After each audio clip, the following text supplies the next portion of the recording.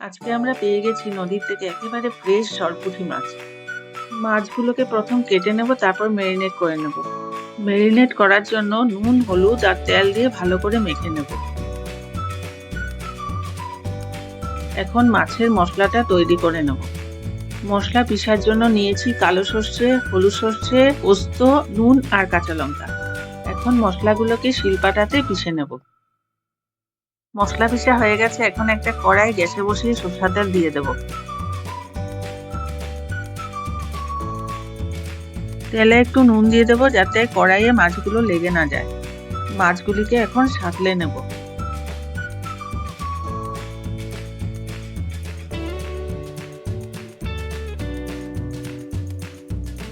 সাঁতলানো হয়ে গেছে। এখন তেলে কালো জিরে দিয়ে দেবো।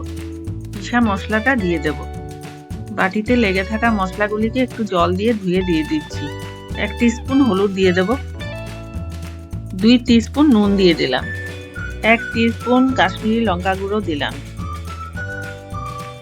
হাফ টিস্পুন চিনি দিলাম। অল্প জল দিয়ে মাছটা ছেড়ে দেব।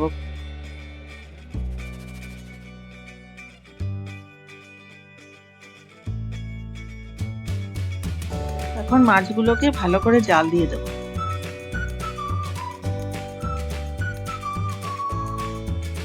উপর থেকে একটু ধনেপাতা ছিটিয়ে দেব। কয়েকটা কাঁচা লঙ্কা দিয়ে দেব। হয়ে গেল আমাদের চিনিপুঁটি সর্ষে বাটা রেডি। এখন ভাতের সাথে মাছটা সার্ভ করে দেব।